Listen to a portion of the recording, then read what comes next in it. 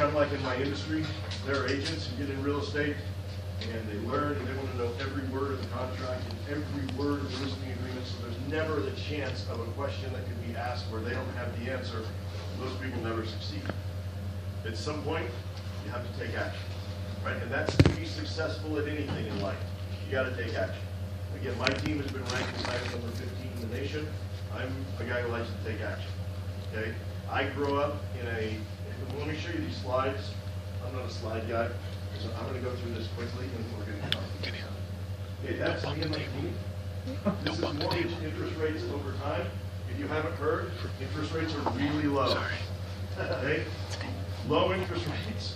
That's great news for us who want to buy investment property or even buy owner-occupied, right?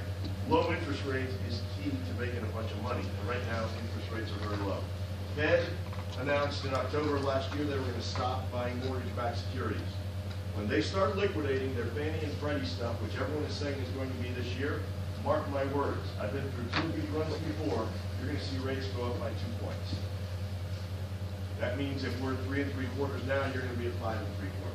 And for those of you who haven't taken action by that time, you're going to look and go, oh my God, well, let's wait for them to come back down. And my answer to you is good luck. It's going to be a very, very long wait. Okay? If you look at the history of interest rates, and so here we are back at 79, 80, 81, 82, you see where they are, and you see how they steadily work down. So if you want to get to the bottom of this and not take action and wait for your next opportunity, then the likelihood is they're going to do this over the next 30 or 40 years, and at some point when you're dead, you can tell your kids on your deathbed, don't do what I did, please. Okay? Rates are really low. Take advantage of the rate. Austin, Texas, Forbes.com, best 5 cities where to invest in housing in 2015. What is number 1? Austin, Texas. Last year was San Francisco, this year is Austin, Texas. Where are you? Oh my God, you haven't been in Austin, Texas. We have interest rates that have never been lower. You're in the best city in the nation to invest in real estate. And you're spending your Saturday morning in a real estate investing seminar. Here's a thought, buy a house or 2, right? That's a great idea. All right, list of top global cities. This is talking about where people are going to be moving and spending money and in cities that are connected, and Austin is not the list. Okay, state level, here's talking about population growth, okay, for the state of Texas, more importantly for Austin. Here we are in 2015, over to your right, second column. So look at it as it goes down. There's 2020, 25, 30. Do you see those numbers? Do you see the population explosion in Austin, Texas? Okay, is there a reason that Forbes said this is the #1 city to invest in real estate? And you guys are sitting in a real estate investing seminar. What a great deal. All right, next. Okay, I don't like those, so we're done with that. I'm going to tell you, I don't have a lot of time because the guy who spoke earlier is really long-winded. Hey, we like to say I'm very informative. All right. So I'm going to give you 3 examples, and then I'm going to give you some kind of parting words, and then we'll take questions, okay? Remember, I've done this for a long time. So I grew up in a family. My dad is a retired Army colonel. When I was 16, we had moved 15 times, all over the country. Germany, Virginia Beach, Virginia, Pennsylvania, California. I mean, we've moved all over, okay? Neither of my folks came from money. And if I showed you the houses they grew up in San Antonio, one of them is about 800 square feet and kind of looks like this today.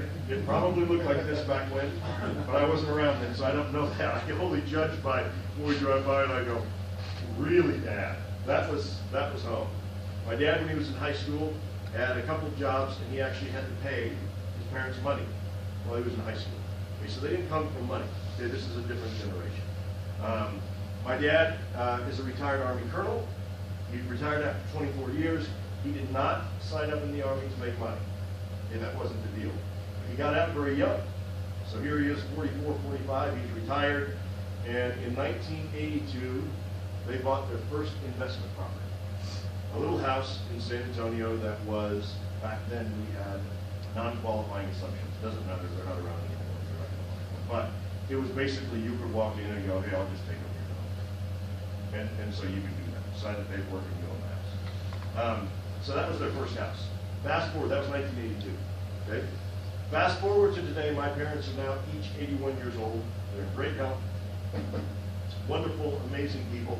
And my parents own 50 houses in San Antonio, Korea, 50. No note on any of them, right? Why? Because mom's very frugal.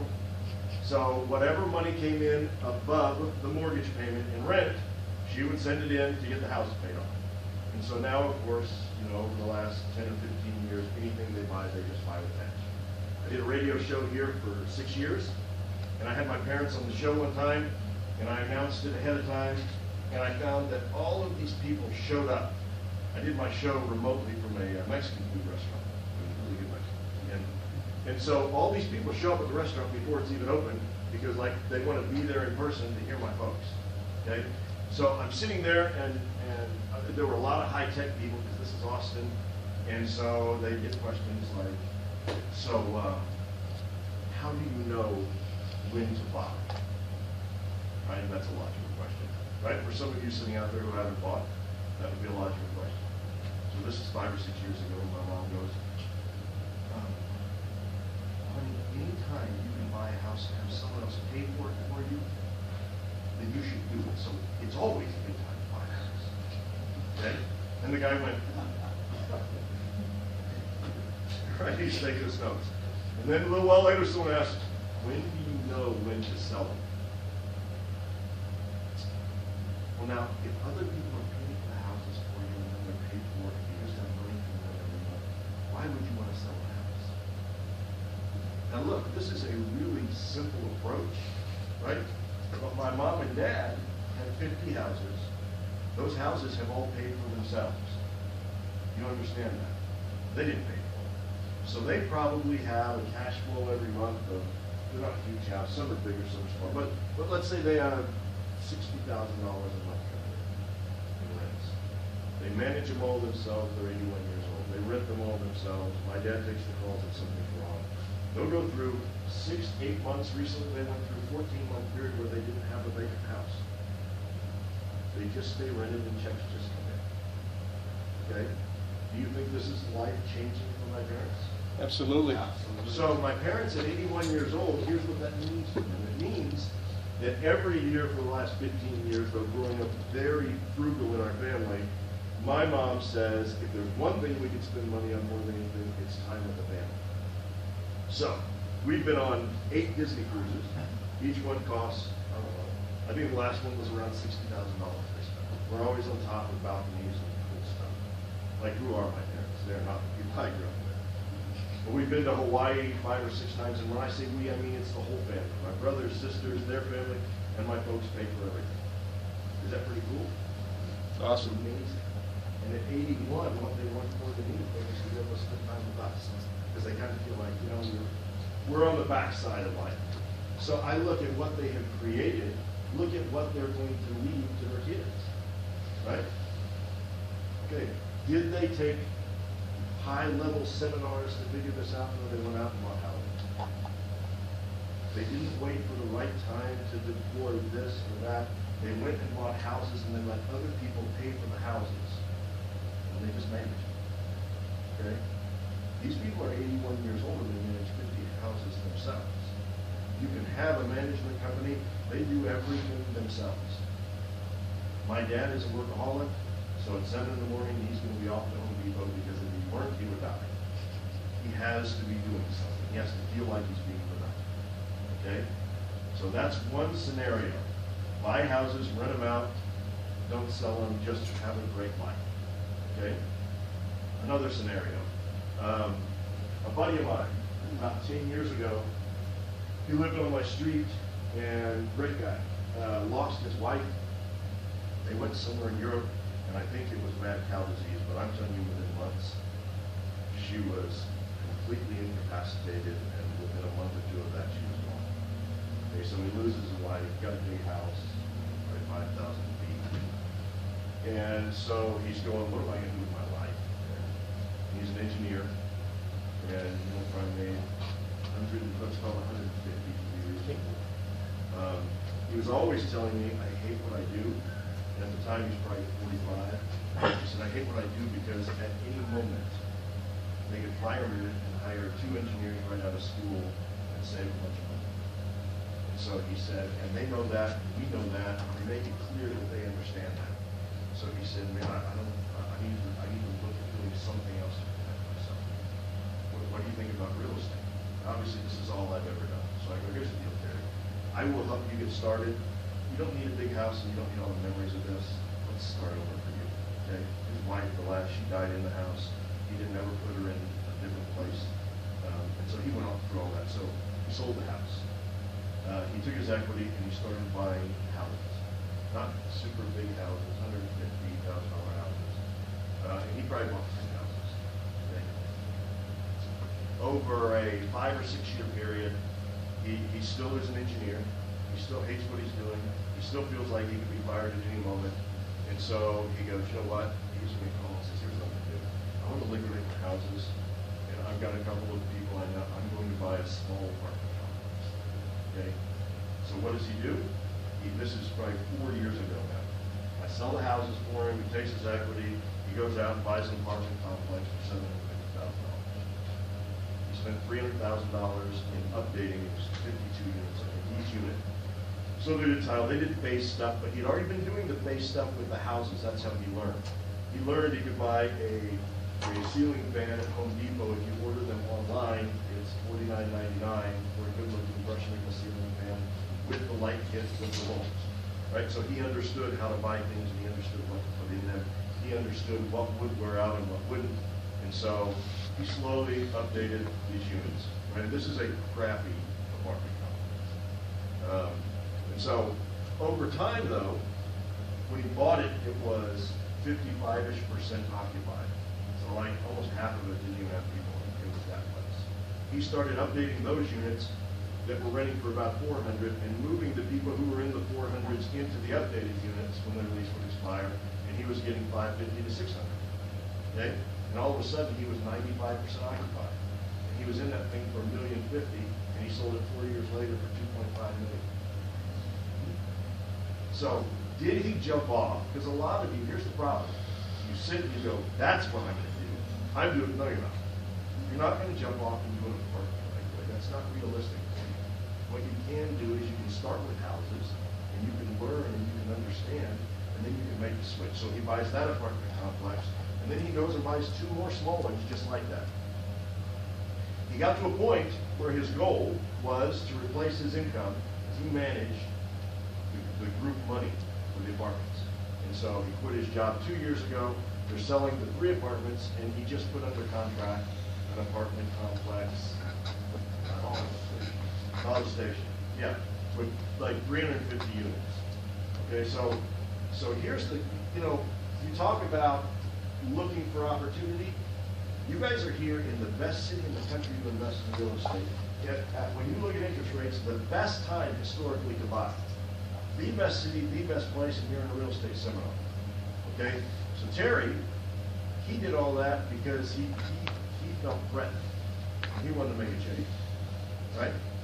He didn't understand anything about real estate. At the time he did. We had many lunches and talked about it. But the point is, what he did was he took action. What my parents did is they took action. Okay? The last example, this is a guy who's become a buddy of mine. In 07, 08, you remember what happened to the real estate market? Oh yeah. Nationally, right? It was an ugly reality. And so I set up to be able to buy foreclosures. And I go and get a money guy in, 50 million liquid, to be able to go and buy foreclosure packages like what had happened last time with the RTC. Right? And I'm thinking, Fred, this will be my swan song. I'm done after this. Okay, but instead, the government decided, no, we're not going to have like the RTC. We're not going to liquidate and let the market determine value. We're going to help them and keep the stuff on their books, and banks aren't going to do that. And so that opportunity wasn't there. But the guy I went in business with is a good guy. And we put a lot of time and effort. We had 2 large, relatively large packages under contract. One was 380 homes, one was about 450 homes. Both were around 50 million. One was Bank of America. Anyway, we get to the end, and they go, you know what, we're not selling. We're not going to sell the package. So it didn't work out. A couple years later, he comes back to me and he goes, you know, we spent a lot of time and effort in that. Why don't we do some flips here in town just for fun? Let's make some money in real estate. So, you know, why wouldn't we? So what he does is he probably makes, on our flips, conservatively 300, maybe if we're selling more in a year, 500,000 a year in doing flips. And his strategy is he'll buy a house, he'll immediately rent the house for 12 months, and move it to capital gains so he doesn't get destroyed in taxes, okay? And then as we're getting close to that 12 months, he's immediately going, okay, let's get the crews in, let's rehab, do, and sell it, and you're in an appreciating market. And you understand that in Austin, Texas, our cycles historically have, you date back to the 50s, we have 9 to 11 years of appreciation, and then we have a 4-year correction. 9 to 11 and 4, and 9 to 11 and 4, over and over and over again. And the last time we had 14 years of appreciation, and we had a 4-year correction. We're in year 4 of appreciation. 5, 6, 7, 8, 9, call it 10 if it's going to be average. You got a 6-year horizon that is a really good horizon for you. You see how many people are moving to Austin? You see what that looks like? You could not ask for this to be set up any better for you. So I don't care if your strategy is, I'm going to buy it right in the front, I'm going to rent it for a year, and then going to rehab it, flip it, take the money, and invest that money in something else. That's a strategy. You take the strategy like my buddy Terry did. He bought about 10 houses. He let them appreciate. He sold the houses. He bought an apartment complex, and then another, and now a bigger one. Okay? That's okay if you want to do that. It doesn't matter if you want to do like my parents. One of the questions that came up with my dad, one of the few questions he answered was this guy said, so normally people get involved in houses and then at some point they grow that and then they switch to commercial to something bigger where all of their stuff is right here in one area. Either a commercial building, an apartment complex. Why haven't you ever switched? Right here my folks with 50 houses and my dad said, I understand what I do very well. I don't want to learn something new. Okay, so again, did my folks have a lot of training or expertise in it? No, they didn't. They bought a house and they rented a house. They took the extra money, they paid off the note. Then they went and did with another one and another one and another one. And when my mom is asked when should you buy houses, her answer is, if someone else is paying for it, you should always buy houses. It's a very simple answer, isn't it? But it's a very honest answer. And so here's the problem with these seminars.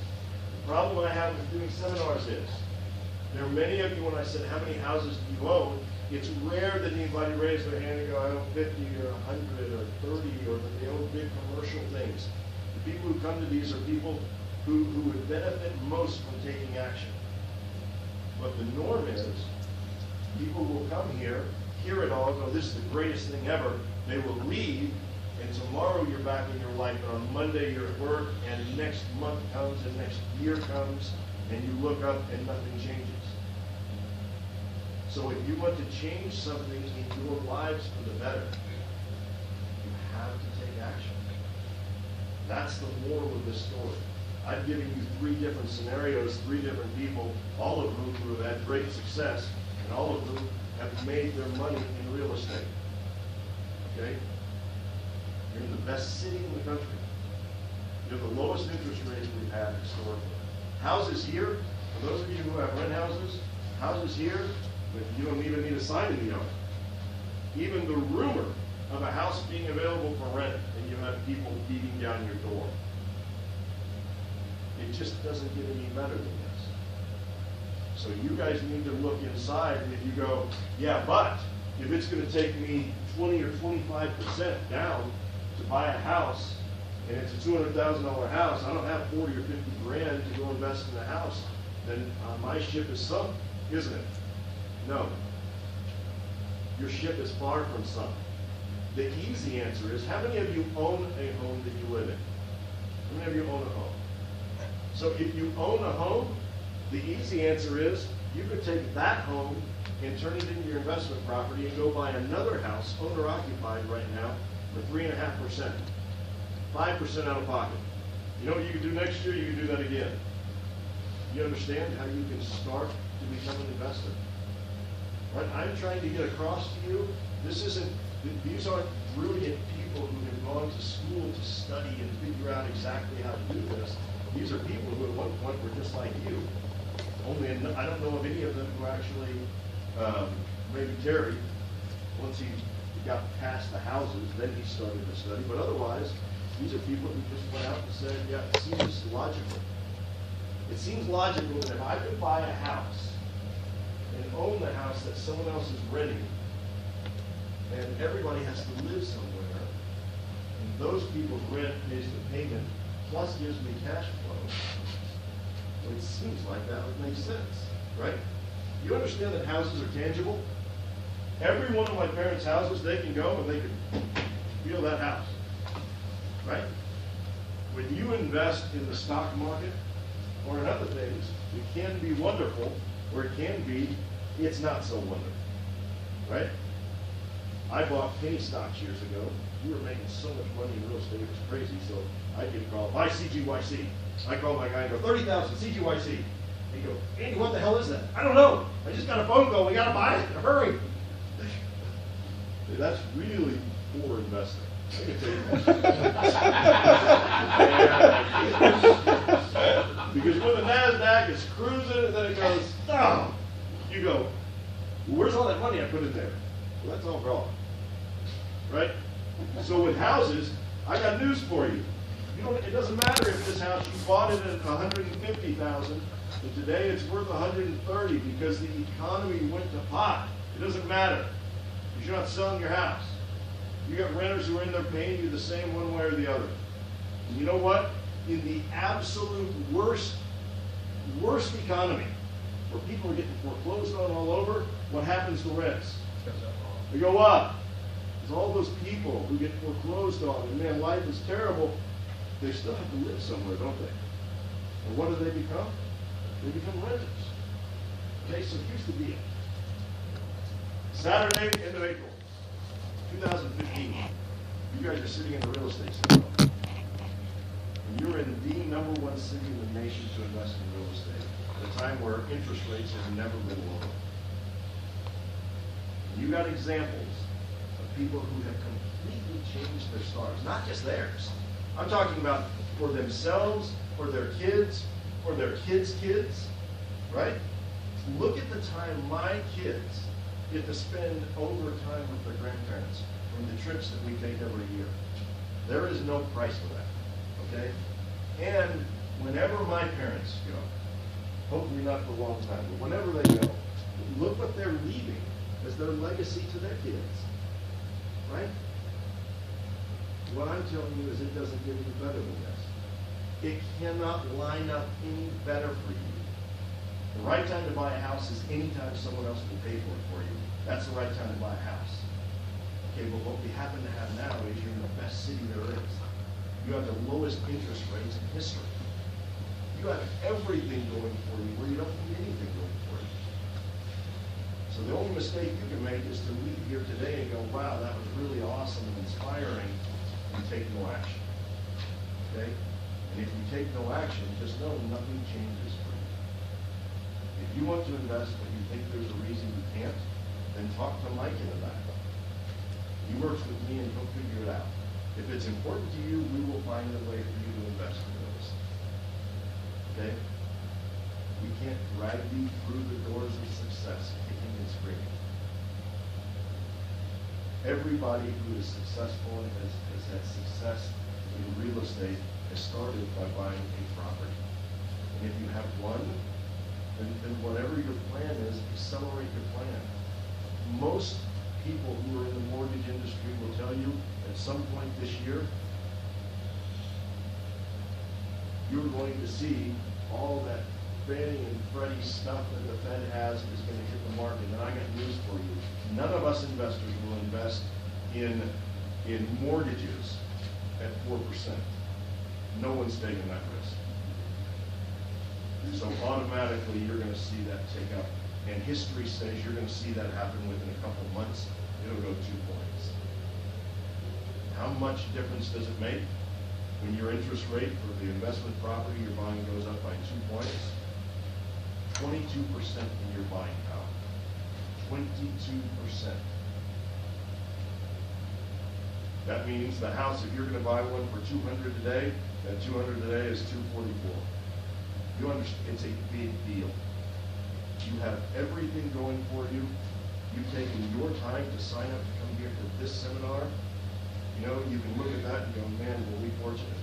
We just happened to hit it right. It doesn't get any better than what you have.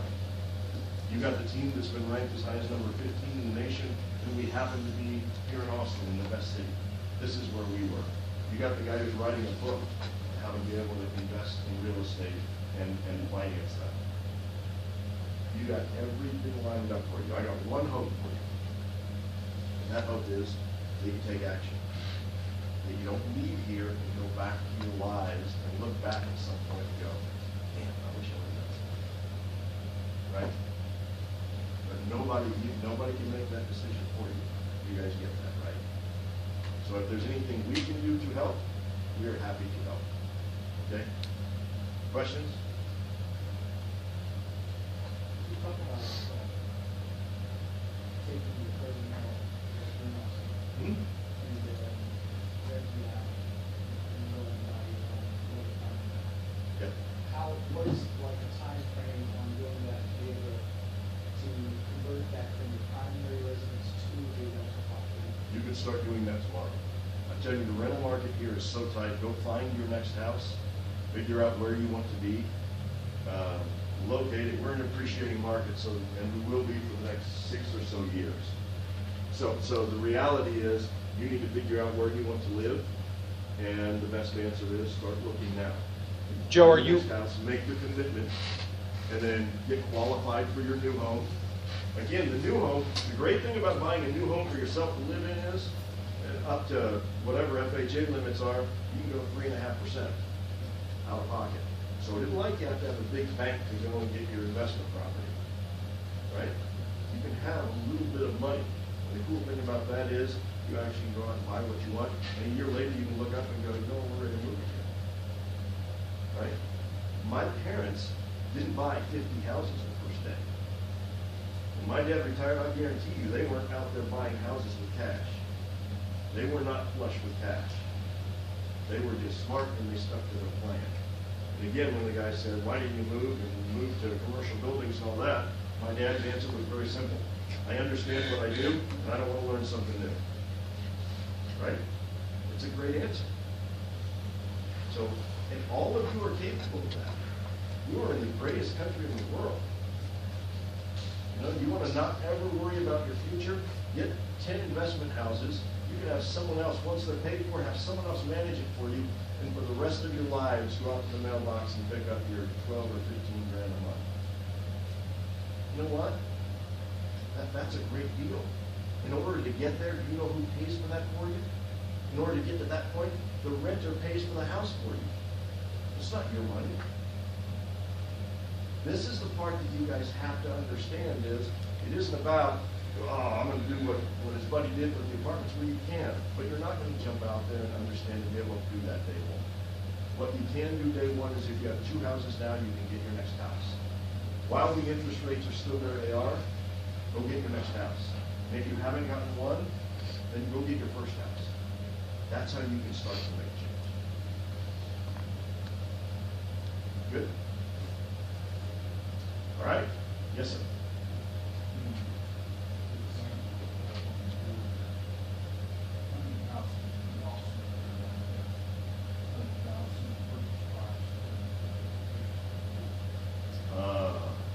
I have no idea. Actually, Brett, I deal with it myself. You've probably been able to get these low through the month. Is there one house like that? Oh, God, you know. Heavens no. I will tell you that with the guy I talked to, who talked to you about, who buys them and holds them, he'll probably buy 10 to 15 houses a year like that. 10 to 15 a year, he'll rent them for a year. He'll do some of the rehab up front, the hard stuff in the kitchen that the tenant can't mess up. He'll put the hard stuff in so that he can get more money for it. And then a year later, he finishes it out, does a final paint touch up, goes on the market, makes his money, and moves on. And he gets about a 20 to 22% return on his flips. there are all kinds of opportunities. The more people you meet and network with, the more opportunities there will be and stuff. I mean, look, hearing these, I told you 3 stories, I got all kinds of stories. I told you 3 stories because these are doable, these are real people. Right, and they're people that I know really, really well. Okay? They are not people who went to college to go, I'm gonna invest in real estate and create an empire and become Donald Trump. These are people who just got to a point in life where they said, you know what, I think real estate makes sense. All of them have had great success as a result of it, because all of them took action. Okay? Okay. Thank y'all for coming. I hope